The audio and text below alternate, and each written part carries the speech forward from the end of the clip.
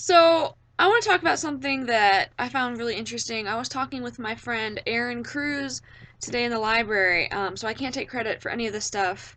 He's the one that told me about it. He doesn't have Facebook, so I can't tag him. But I hope I don't mess it up because he's better at this kind of stuff than I am. He's a theology major and understands history and all that. And I'm not good at history, but it was really interesting anyway.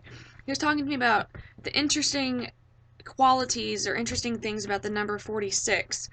And he says that the number 46 intrigues him for a couple reasons. The first reference he gave to number 46 was in John, where Jesus is talking to the Pharisees, and he's in the temple, and he's throwing the tables around, and because people were making the temple of God into like a den of thieves and everything, and so he said to the Pharisees, "Tear down this temple, and I will rebuild it in 3 days." And of course, he's talking about his body, not actually the physical temple. And the Pharisees are like, "What? This temple took 46 years to build, and you're gonna rebuild it in 3 days?" And so the number 46 comes up there, the how long it took for them to actually build the temple. And so then Aaron was telling me about how the number 46 also comes up in other interesting ways in the Bible. The other one, now I hope I don't mess this up because this involves math and numbers.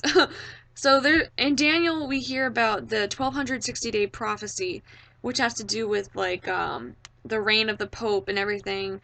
And in Revelation we hear about, the little horn who receives a deadly wound and all that stuff.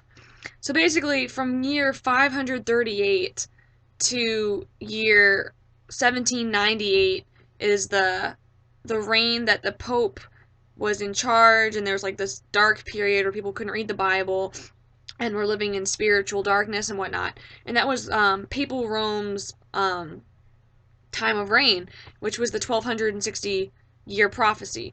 Um, Now, at the end of the 1260-year reign from 538 to 798, there's a space in time before something else happens.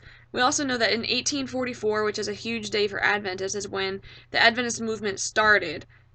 So, if we look at from when the papacy was ended, and not the papacy ended, but received the fatal wound in 1798, to when Adventism was resurrected in 1844, from 1798 to 1844 is how many years?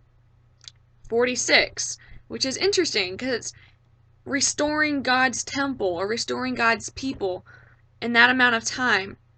Just like Jesus was saying to the Pharisees, and they said it took 46 years to build the temple. From 1798 to 1844 is how long it took to reestablish God's people and God's temple, which is really interesting. And how are we God's temple? We're just, people.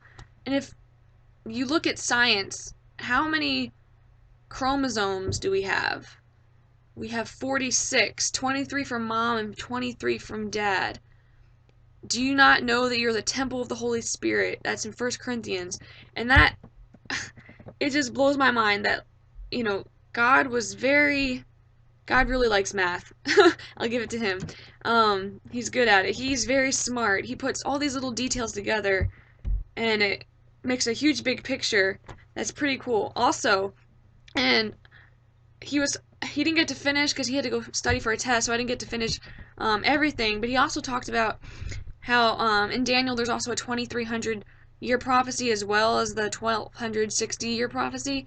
Um, and he says you'll see another appearance of a 2300-year period, not just from the time of Daniel till the time of the end, but also in the very beginning. If you take if you go to Genesis and you take from when Adam was born and you add up all the little genealogies, like blank was born to blank and blank lived so long and lived to blank. If you add up all those genealogies from Adam all the way to when Joseph and his family moved into Egypt, that's exactly 2300 years as well, which is interesting because it's redeeming people because Adam had the fall.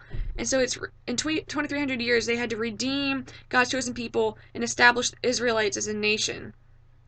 in that amount of time, which is really interesting.